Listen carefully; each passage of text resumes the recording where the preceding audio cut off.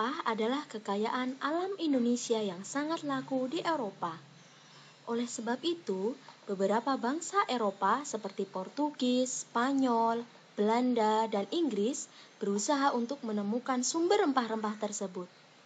Didorong untuk memperoleh keuntungan yang besar, bangsa Eropa melakukan monopoli perdagangan. Puncaknya, bangsa Eropa pun berkeinginan untuk menguasai Indonesia, khususnya Belanda. Pada tahun 1595, bangsa Belanda memulai pelayarannya menuju Nusantara di bawah pimpinan Cornelis de Houtman. Pada tahun 1596, Cornelis de Houtman berhasil mendarat di Pelabuhan Banten yang disambut baik oleh Sultan Banten. Keberhasilan ekspedisi Belanda ini mendorong orang-orang Belanda yang lain untuk datang ke Indonesia. Untuk menghindari terjadinya persaingan antar sesama pedagang Belanda atau pedagang bangsa Belanda dengan pedagang bangsa Barat yang lain seperti Spanyol, Portugis, Inggris, dan yang lain, maka pada tahun 1602 dibentuklah Verenigde Oost-Indische Compagnie atau yang biasa disebut VOC yang berarti Perserikatan Dagang Hindia Timur.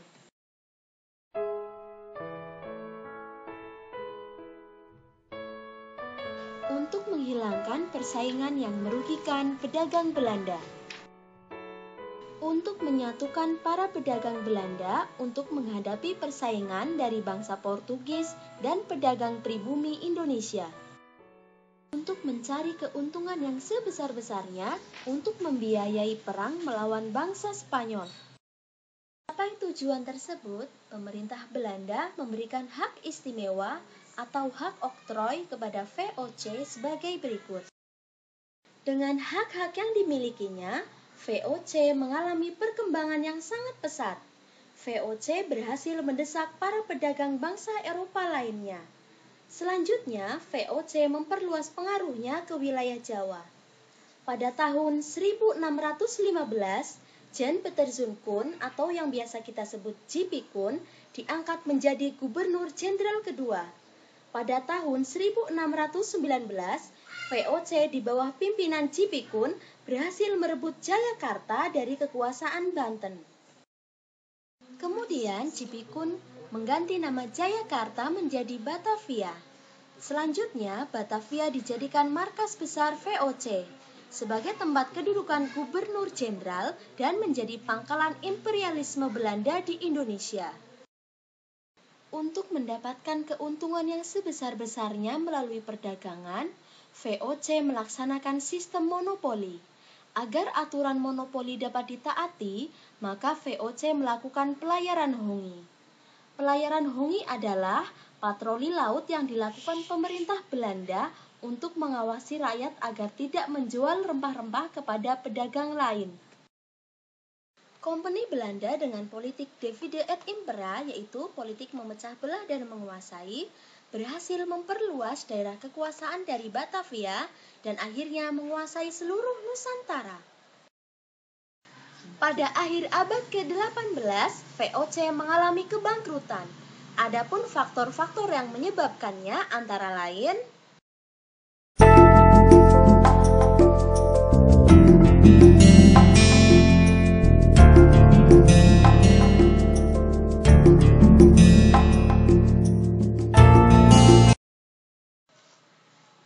pada tanggal 31 Desember 1799, VOC dibubarkan dan selanjutnya mulai 1 Januari 1800, Indonesia berada di bawah kekuasaan pemerintah kolonial Hindia Belanda.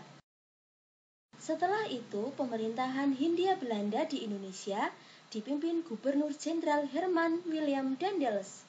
Kebijakan-kebijakan yang dilakukan Daendels antara lain: 1. Membangun Jalan Anyar Panarukan dengan sistem kerja rodi. 2. Membangun benteng-benteng baru di Jakarta, Bandung, dan Semarang. 3. Membangun pelabuhan di ujung kulon. Pada tahun 1811, Daendels dipanggil ke Belanda. Ia digantikan oleh Gubernur Jenderal Jansen. Saat itu, pasukan Inggris berhasil mengalahkan Belanda di daerah Tuntang Salatiga, Jawa Tengah. Gubernur Jenderal Johnson terpaksa menandatangani perjanjian tuntang. Inggris berkuasa di Indonesia selama 5 tahun pada tahun 1811 hingga 1816. Pemerintah Inggris mengangkat Sir Thomas Stamford Raffles menjadi Gubernur Jenderal di Indonesia.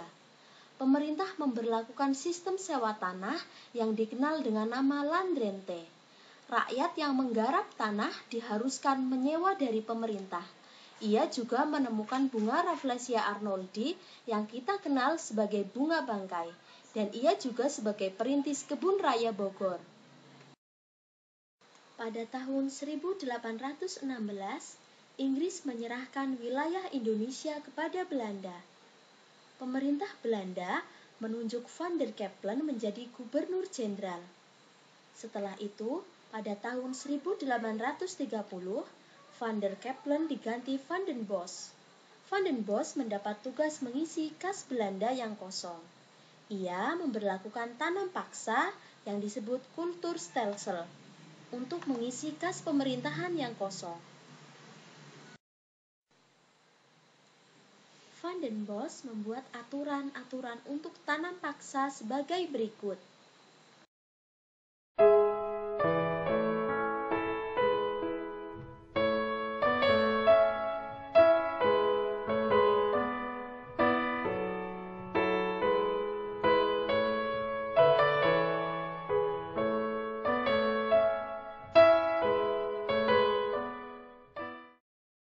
Aturan-aturan sistem tanam paksa diselewengkan oleh oknum-oknum Belanda sendiri. Penyelewengan tersebut antara lain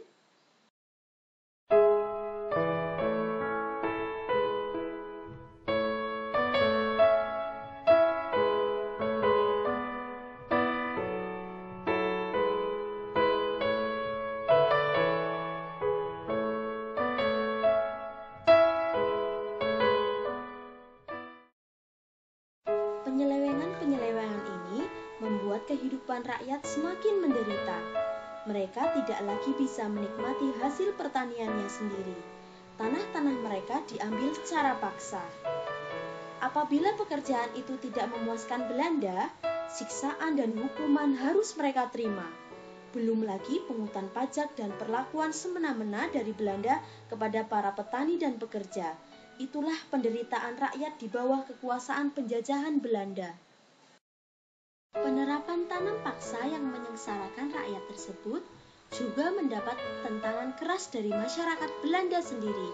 Ini ditandai dengan munculnya buku Max Havelaar karangan Douwe Dekker atau yang biasa kita kenal Multatuli pada tahun 1820 hingga 1887.